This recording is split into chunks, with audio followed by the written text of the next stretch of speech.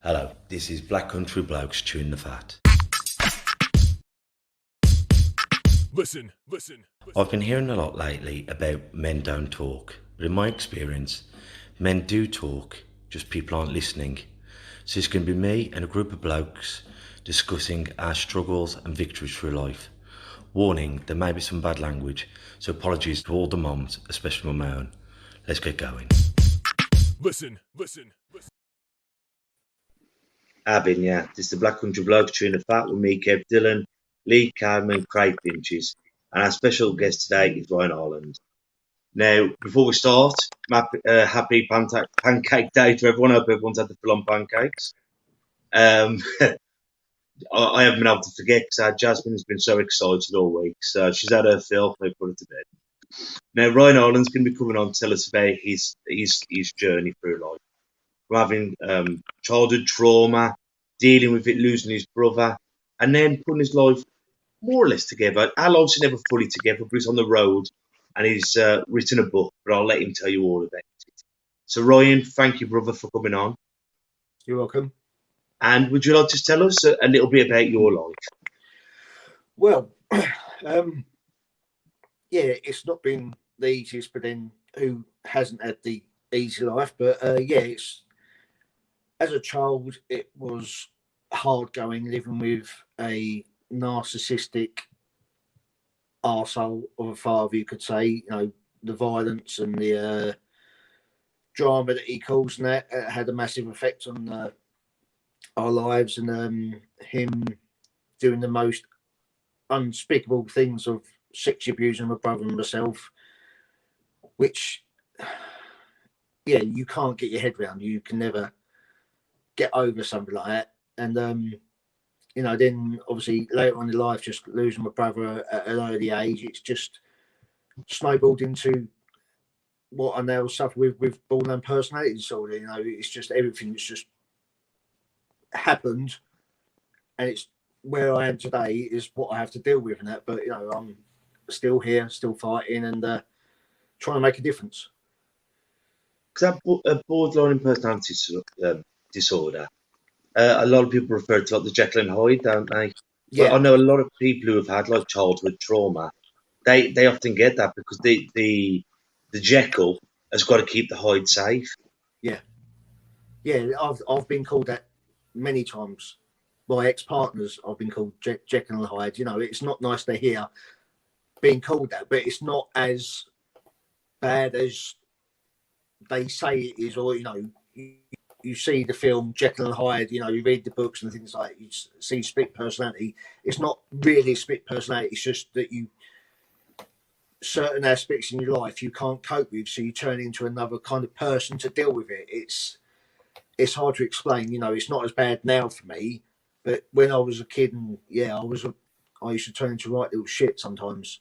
You know, just because I couldn't understand how life was, what it was all about, and that, and I just couldn't cope with everything going on. Without prying too much into it, because I know it's a very touchy subject, but like with your old man, was he always that way, or was it?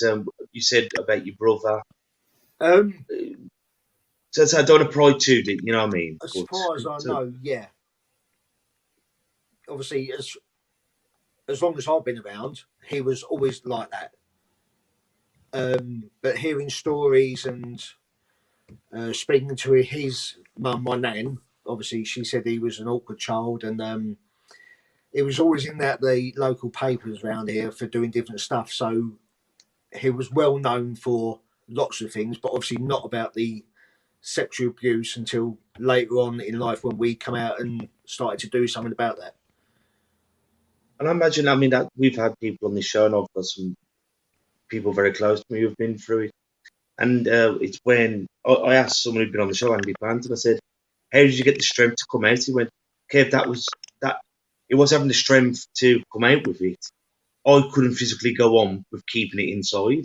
Yeah, because I felt so dirty for years, and I felt like it was my fault. I asked for it, and so I kept quiet. And it wasn't until I was engaged to the mother of my girls, and I thought, if I'm going to spend the rest of my life with this woman, I'm going to tell her everything. So she was the first person I ever told the full story.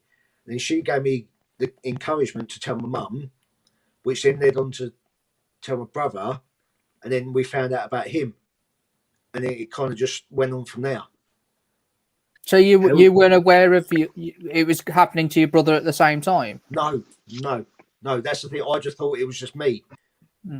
But luckily or unlucky, it only happened to me the once. But when obviously when I had the chat with my mum and spoke to my brother, we found out that my brother, it happened to him between the age of 5 and 15. And his words to me and my mum was, I used to let it happen to me, so I didn't get it. And that broke me. That absolutely, yeah.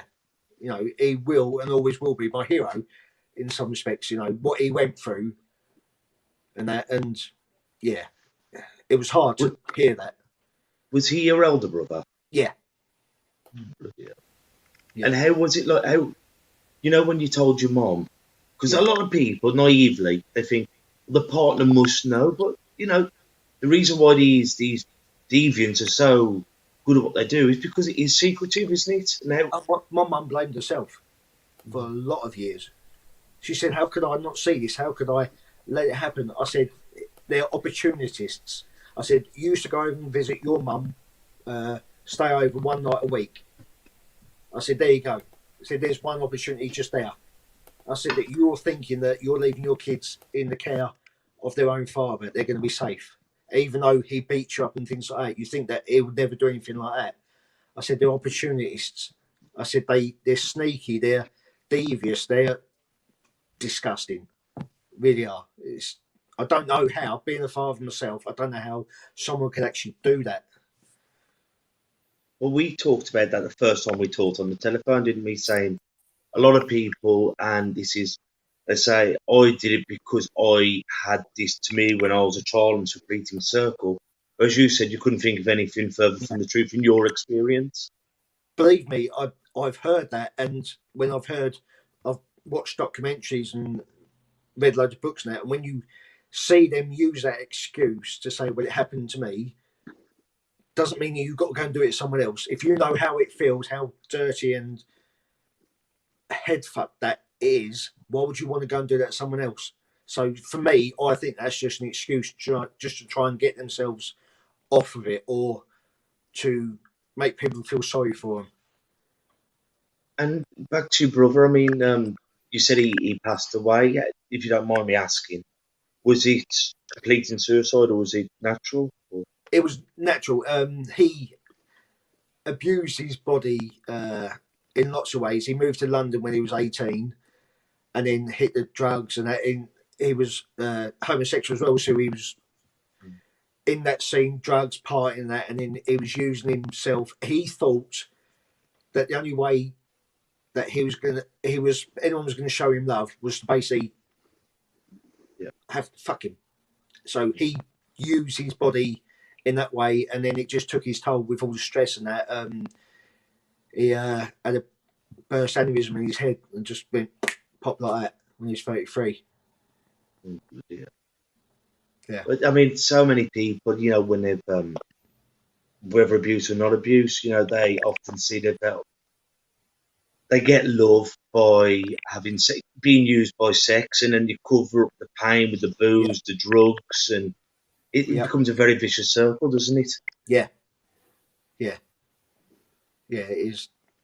You know, that was another reason why I wanted to write the book, just to celebrate his life and what he went through. Because as a child, he was not physically bullied by kids at school, but he used to get called names for different reasons and that. So he didn't have a lot of friends. And I just wanted people to know, especially around here, living on the island, because everyone knows your own business now. I just wanted everyone to know what he went through, and he still had a good life in respects. Obviously, he moved to London when he was 18, but he was happy, even though he still done all this other stuff. He still managed to live a full life to the best way he could, and it was just a shame that he had to go so early. What was his name, mate? Kevin. Yeah, and I think that's what we've got to remember, the good times, haven't we? And we've got to It's a lot of these heroes, and every street's got a hero in it, and every street, every cul-de-sac has got a miracle happening on it, and we forget about that. And we think of heroes being these blokes who, I was going to say masks, but everyone's got to wear masks nowadays. we think of all these superheroes wearing masks and capes, but our heroes are the ones who are trying their best to keep us safe. You know, the mother, the big brother, the coach, and they're the real heroes. And unfortunately, the movies don't get written about them. I think it's wonderful you've written this book. And what is the name of your book, bro? Riding the Storm. Riding the Storm. What a lovely story. But I remember when we were talking, as I say, I said, has it affected relationships? Oh, definitely. I've struggled in lots of relationships. Obviously, by the time my brother had passed, I was married, had my first daughter, and then losing Kev kind of just sent me on a downward spiral. You know, we just had our second daughter just a year after Kev passed, and I don't know, I just couldn't cope with everything in my head, so I just done anything I could to escape them feelings. That so I had affairs. I started smoking more. I was just going off the rails, and then that kind of continued through a lot of relationships, and until recently, you know, I've really struggled with relationships because I can't. I can express love. I'm so passionate when it comes to that, but when anything goes wrong, I go within myself, and then I'll get really agitated in that, and I just can cause arguments out of anything. And not many people can take that. So I've gone from one relationship to another, just to try and find some kind of balance. Instead of just taking time and looking at myself, I was finding solace in other people. And that was wrong. I shouldn't have done that. I was looking for that affirmation all the time. I was looking for that someone to say, yeah, we accept you for you. But I had to accept myself first. And I wasn't doing that. I have now. I finally accept who I am and what I want to do. And this is what I want to do. Like, get out there and help others who are been through the same situations or same feelings or anything. You know, anyone who's struggling, this is what I want to do, just help them. And I think that's what we've got to do initially, is why we started the podcast. To allow people to come and tell their story, but realise no matter what you have been through, you're not the only one. And I think when we're in that dark place, called the dark room, whatever that circumstance is, losing your eyes, being abused, being an addict, you often think you are the only one. And I think the greatest lesson I ever learned was I'm not. And more people that can talk about it honestly, you know, it doesn't take away from your pain. It doesn't make your pain any better, but it makes you feel like maybe you can reach out and talk to someone. Yeah, definitely. And I feel like, as a man as well, men don't express how they feel as much as they should do. And I feel like, you know, men need an outlet to feel comfortable enough to talk and to feel accepted, and don't feel ashamed of feeling down, depressed, anger, suicidal, whatever it is you're feeling. You need to know that there's someone out there that's going to listen to you. And there's a massive difference between hearing something and listening to it, isn't there? Yeah. Craig, is there anything you'd like to say, bro? I'm just taking the story in, to be honest, right? I would like to say thanks for coming on, and, you know, to be in front of potential hundreds, thousands, millions of people with this podcast on the different stream services and actually tell your story.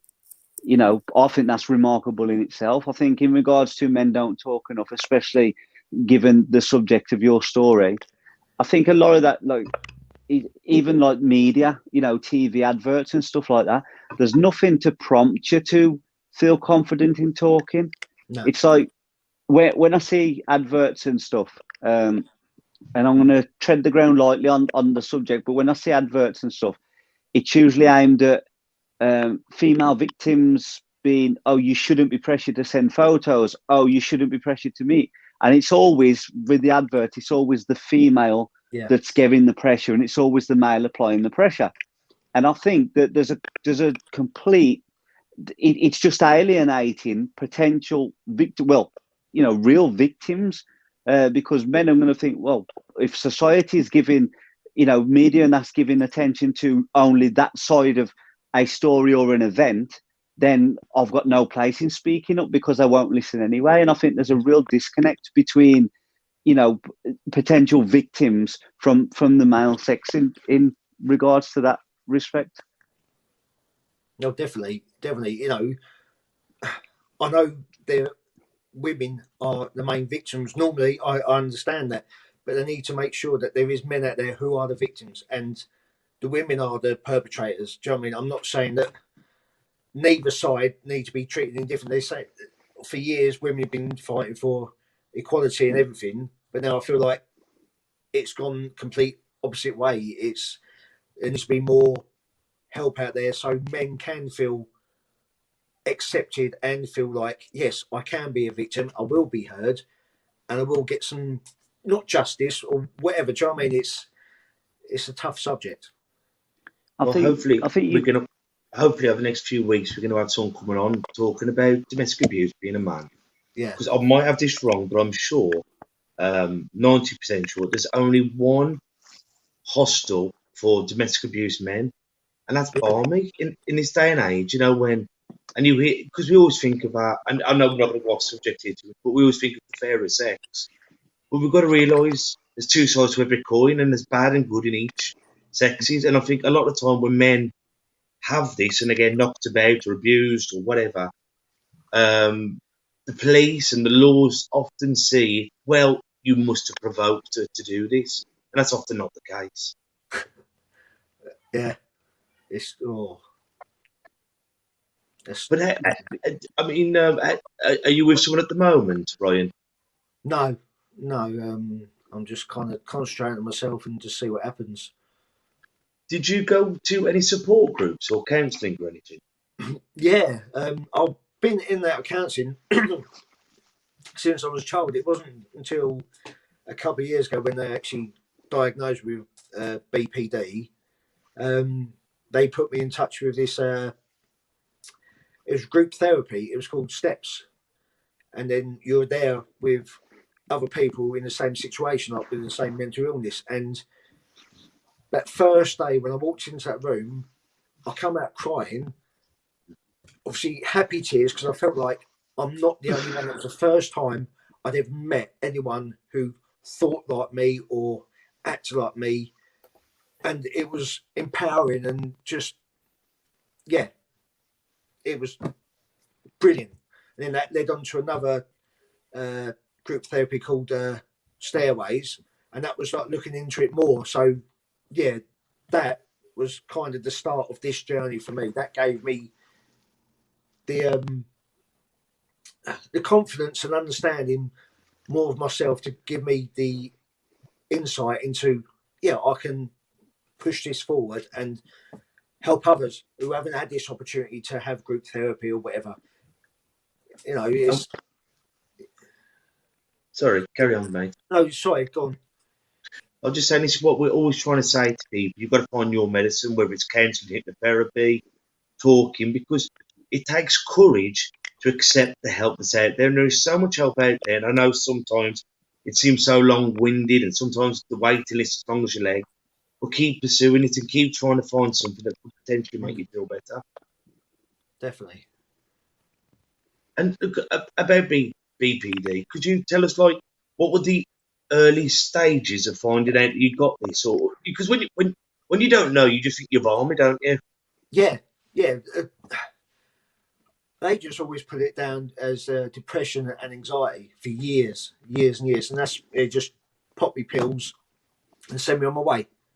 And then you go to one-on-one counselling for 12 weeks and you talk for the whole 12 weeks and that. Then you think, I feel better. Then they just kick you out the door and basically think that you can fit back into society. But it doesn't work like that. Then as soon as you're back out there, you go back in old habits. Because no one around you is any different. They're all still acting the same way towards you. So you go back into your anxiety, your aggression, your confusion. So then you go back downhill, then you're back to the doctors. then you're back into counselling for another 12 weeks. That's what my life was like for many years. And yeah, it was crap. But yeah, the BPD, there's loads of descriptions in the book. It explains about the illness and that, but it's basically I'm very impulsive and things like that, and my mood swings. I go from 0 to 100. Not so bad now because I've learned to understand it more. But my mood swings, I could just flip just like that for no reason, and I'll just get angry and start hitting things. You know, my I used to do loads of self-harming. It was never cutting. It was more when I was a kid, punching pillows to get the anger out. Then that got to a stage for, well, pillows don't do anything. So it was doors. Then that got to a stage and I thought, well, that ain't doing anything. So then it was walls. Then it got to a point and I was hitting myself on the chest, on the head. It was just mostly frustration of the world because I just got so confused on, well, how come everyone else in this world is like happy and I'm like this? So it just made you feel more worse about yourself.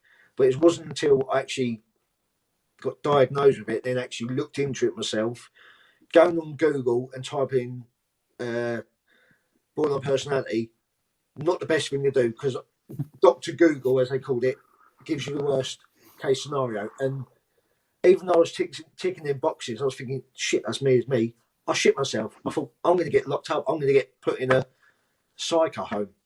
You know, it's hard to explain what it's like. You know, it's just so many ups and downs with emotions. And that is, yeah. I would say Google it, but just read the book. Yeah, I think what you good plug. jumped on then that was self-harm, because a lot of men, we do self-harm, and it's but we think of self-harm in the severity of cutting our arms, cutting our legs. But I don't know a bloke who hasn't punched the door or kicked a wall, or even down to like chewing your fingernails down to when they bleed and it's sore and you keep biting it. And self-harm hasn't got to be as severe as cutting yourself, which a lot of people do, so I'm not knocking away from it. But it's easy to judge, but actually step back. Or even boxers, you know, when you're going in there and you've let someone give you a good hiding, you know what I mean? Or you've taken a couple to give a couple back, and it's different forms of self-harm. Yeah, there's so many forms, but whenever anyone says self-harming, they just automatically think cutting, and it's not. And I always felt, you know, that why am I doing this? But then it's not until later in life I found out it's because it's all that internal frustration. You just don't know how to deal with it, so you turn it into external form, so you feel better. And that's why people do cut themselves and things like that, because they can see it heal. So they think, oh, that wound's been opened, all that shit inside me has come out, and now I'm healing again. So I understand why people do self-harm, but it's not a nice thing to see and to do. You know, I've got lumps and bumps all over my head and that, and my chest, because what I've done. And touch wood, I don't do it as much now. Only on the odd occasion when I get really stressed out and that, then I'll do it. Then I feel crap afterwards. I feel disappointed in myself, but I've got to stop that because it's just an impulse that I can't control.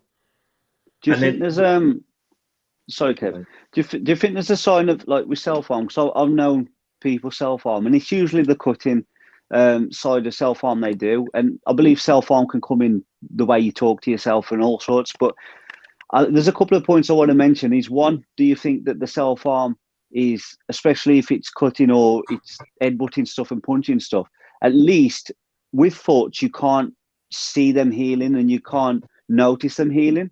Whereas if you cut yourself, you can see the process of it healing. Mm-hmm. So it sort of subconsciously tells you, okay, I'm healing. Yeah. So that's the one point. And the second point, before you touch upon that one, if we can remember it, is, do you believe you've mentioned confusion a couple of times there? Do you think that is what leads to the wanting to be what's the approved by people? You know, looking for the approval, because, you know, it's like with if someone puts you in a circle and spins you around and spins you around and spins you around, you get disorientated and confused. And the first thing you're trying to stumble for is to grab hold of something to stabilize you. Do you think that those two points make sense to you? Wow, I've never heard anyone put it like that, and that makes perfect sense. It really does. That's described it, yeah, to a T. That's how it is. It's like you just want to feel normal and feel accepted and feel safe by someone. So with the self-harming, like you say, you turn it to external form, so that inner pain turns into external pain as well. That's why I hit myself, just to make something hurt, so then that anger that's built up inside can come out and dissipate in the air. And obviously, like you say, the confusion, that is, you just want someone, it's like a safe net. You want to feel like accepted, and someone's going to say, we still love you no matter what. But that's hard to find. And I don't know if it's my fault that it's hard to find, because am I pushing people away, or am I giving, or am I being too shitty to these people? And then when I'm asking for their help, they're like, no, I've had enough, had enough. So I'm still learning that side as well. It's it's a hard process, that one. Well, with the fear, when going back to your original story about your father and that and the abuse, was fear a part of not telling your mum that you were scared how she'd react, or she might lock you out emotionally or blame you?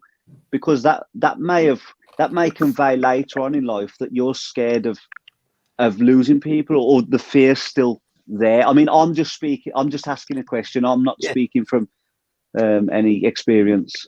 I think part of it was, would anyone believe me, for a start? And I know how manipulative he was, and that, and when I think the main reason why I kept quiet was when my mum and him split up. My brother never wanted to go and see him at the weekends, and I didn't really understand, because I obviously, for the early years, I didn't see a lot. It was not until after they split up I noticed his stuff. So I still went and saw him, because I knew how evil he was to my mum. So I think part of me thought, if I say anything, he's going to take things out of mum. So you kind of just thought, without thinking, you just bottle it up and just think, right, no one's going to believe me. Mum will get so much shit if she does, so I'm just going to suck it up and just pretend it never happened. But it's not that easy, because it's still there. It's still there. Not so much now, but for years after it happened, until the day I spoke to my ex-wife, who was my fiance at the time, it was still there, still at the back of my mind. It still crept up. I had nightmares. I had sick feeling when I used to go to school through my GCSEs. I used to think everyone wanted to beat me up, because he was known in the island for other stuff, and people knew that I was his son. I used to think that people wanted to beat me up, so I used to stay behind school, so I didn't come out at the same time as everyone else. I used to hide in the hallways, things like that. So it was a tough time, because I just thought like everyone knew as well. Even though I didn't say anything, I thought people would look at me thinking, you've been abused. You're his son. We're gonna kick your head in, and things like that. So I shouldn't have held it in, but I did, and unfortunately, it manifested and caused so much anxiety and crap, basically. I think that, as you said, like the unspoken shame, thinking everyone knows. But I always think the saddest bit of all these stories is you were trying to protect your mom, your brother was trying to protect you, and it's love that's trying your best to stop anyone else from getting hurt, and you're getting hurt in the process. Yeah. And the mad thing is, you're only really protecting the person you shouldn't be by not speaking out on it. Definitely, because when we finally spoke to Kev and told him what happened, he come out and said about us, his words were, he doesn't want anything done about it. And we was like, why not? And he said, I don't want it to go through all that. I don't want it brought up and that. So we didn't for a while. It's not until a few weeks before my brother passed, something happened. He was on a trip up in Manchester. I won't go into it because obviously it's in the book and things like that. But something happened that kind of took it out of our hands. that started that process to get him done. So it was a long time that we were still protecting him, and we shouldn't have been, but we didn't look at it like that. We was kind of protecting ourselves in respect, but didn't realise that we was hurting ourselves and protecting him. If that makes sense. Yeah. You know what I mean? Yeah. It's I not think- until you put it like that, yeah. That's the power that these people possess, so isn't it? Because they are so good at what they do and manipulative and scary, and so you think you're protecting yourself, but really, if anyone is listening to this out there, and you know you're not the only one, and realise, don't protect the person who's doing these horrible things to you. I think On that's that, Ryan. Say again, sorry? On that, Ryan, if there's someone out there now going through it or been through it, what advice would you give those people? Well, for one, it's not your fault. You didn't ask for it, because I know that will be playing in their mind. For a start, you feel like, did I ask for this? The amount of times I ask myself, did I ask for this? Did I give them a hint? Did I do this? Did I do that? So, for one, it's not your fault. You didn't ask for it. Two, please talk to someone. Anyone you can feel that you can trust, just to be listened to for the first time will make a whole difference. To know that you've said what you feel, what you've been through, will make you feel relieved. Then hopefully you can lead that on to actually getting something done about it. You know, go down the routes of telling the police, because there is certain police out there there's certain departments that deal with people like this, and they're so kind and so understanding. They're fantastic. Have we had you've got a social media presence as well, haven't you, Ryan? How can people find you if they want to find out more about you? Obviously, get the book. Yeah, I'm on Instagram and Facebook called Ryan the Storm, and I put load of I just basically post load of positive stuff up there. You know, just if anyone's feeling down, they can see a positive quote or anything like that, just to give them that bit of a kick up the bum and say, look, yeah, I can do this. I can get out of bed today. I can go out the door. I can face the world. You know, it might only be for a couple of hours, but at least it's more than what they was doing in the first place. So I just try and post as much positivity as I can. My inbox is always open, so if anyone wants a message and they want someone to talk to, like you guys, I'm here as well. You know, That's what we need to be doing, isn't it? All putting in the right direction. And yeah. what's that saying that you said before, Lee? The best friend of. Do you remember it? Nope. Um, Don't know what you're on about, Kev. It's probably Talk someone about else who Christmas said it. it was Andy Plant who said it, and I can't remember it. It's a great saying. A perpetrator's best friend is silence, or something like that. Yeah, that's it. Perpetrator's best friend is silence. I never get there in the end. I I do think the you've got dictionary a lot. to, I think you've got to look at as well, you know, as to people that are potentially going through what you went through, is there's two different types of people in this scenario. There's the abuser, the perpetrator, who is either doing it to justify their own abuse as young, regardless of their motives. They use that story as power, as weapons of mass misery and detriment. And then you've got the people like yourselves who you master the art of self-sacrifice for an intended greater good, so that you don't hurt anybody else. You didn't want to hurt your mom, your brother didn't want to hurt you, and didn't want him to hurt you. And just look from the outside looking in, out of those two, the scared one is often the strongest one. You in that situation were the strongest one, because what you had to master, that self-sacrifice, that, you know, that torture and that pain, and kept it to yourself, that was for the love of everybody else. And I know which one's the stronger one. So anyone that is potentially going through this and is scared to speak out, you hold all the strength. Well, that's lovely. Thank you. That's well, I'm speechless to that one. I've never looked at it like that. I don't look at it as a strength. I haven't. I've just looked at it as that's how I handled it. Do you know what I mean? That's what I've done. I wish I could have done things differently. I wish it never got to where it did. I wish, you know, like I was saying, if you could turn back time, would you do things differently? I would and I wouldn't, if that makes sense. I would obviously change it so no one got hurt, but then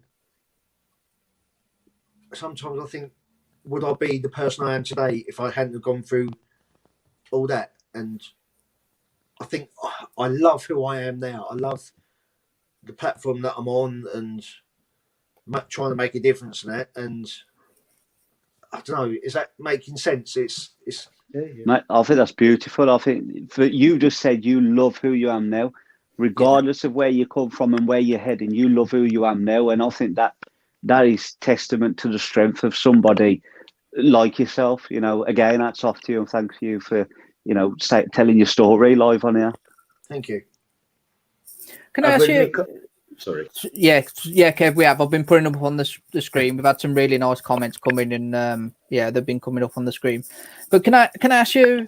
Was there once it obviously happened, and was there any guilt that you thought that he may be doing it to someone else? Once it stopped and you'd moved out, or what had happened there?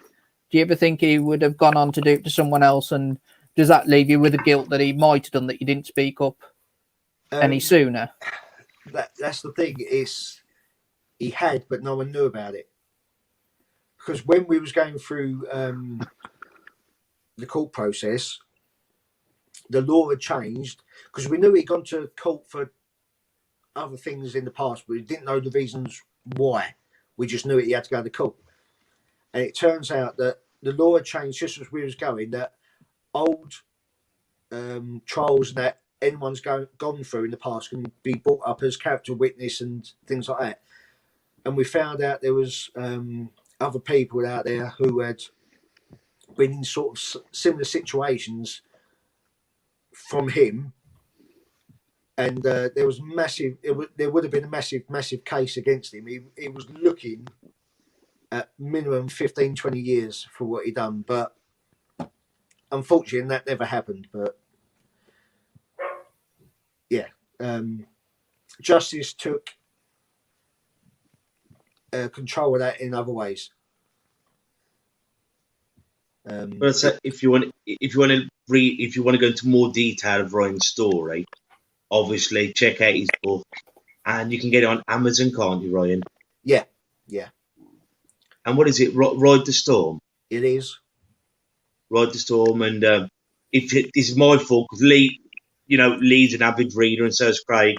But when I found out Ron was coming on the show, I'm terrible because I don't read myself. I forgot to tell them it was the book, so they're going to go home. They're going to read it now. It sounds like such a wonderful journey. It takes strength to actually do what you're doing, voicing it, then put it down on paper.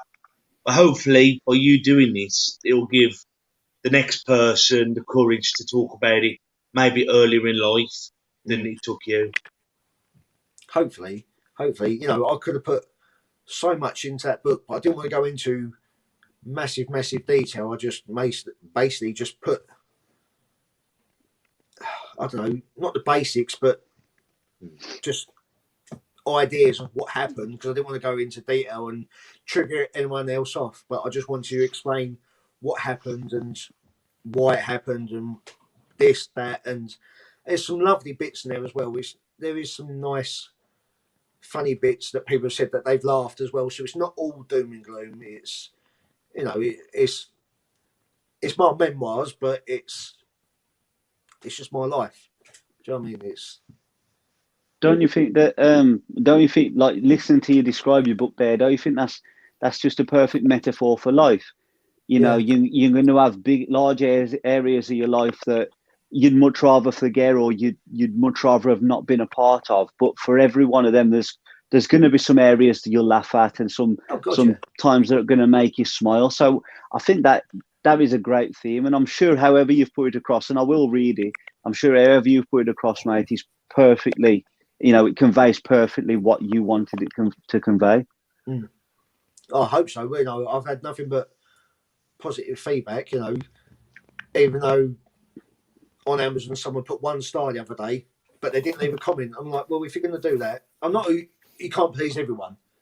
But do you know what I mean? That's just my life I'm putting out there. If someone put 1 star, it kind of peed me off a bit. But I thought they're entitled to their own opinion.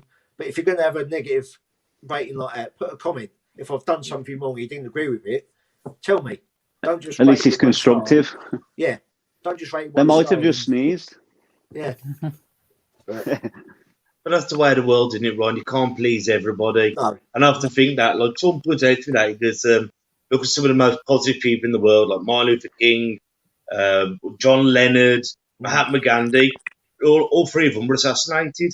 Even though they were trying to do the best for the world, some bastard didn't like them.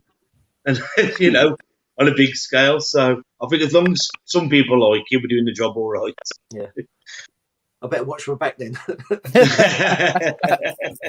be honest, mate, like Cheers, guys. even with 1 star, they probably, even if they'd have put a comment, mate, you'd have probably, if they haven't even bothered to leave a comment, and this goes in life, not just your book, then they probably had nothing constructive to offer you anyway. Yeah. And to be fair, you're better off say, I've had it on my music and stuff, the negative comments, and I've had people say before, like when I was on Facebook and that, I'd write my own quotes and share famous quotes to try and inspire people.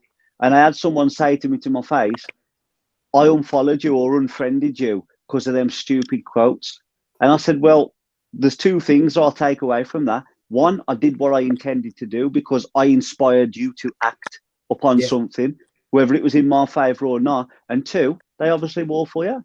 And I think that's all you need to focus on, mate. Focus on what you do best. People And like that are jealous in some respects, or they haven't got the courage to talk about what they've been through, so they just belittle other people. them shopping for a book and not shipping a book, and that's where you got them beat, mate. Yeah. True. You got them beat. Well, Ryan, thank you ever so much for coming on. What I like to do is I like the guests to come and say a quote or something that's gotten through life. So if you'd like to have a think, just while I'm advertising Thursday's show. Thursday, we go on the same time, and it's just us 4 blokes just having a chinwag. Now, we have come up with a couple of ideas, and we're going to start getting you to vote on them. If anyone's got any ideas for conversations on Thursday and you'd like to become a part of them, please engage. Have either of you got your phone on yet, so you can have a look at a few of them? I'm using my phone to stream this, but before we do go, Kevin, log off.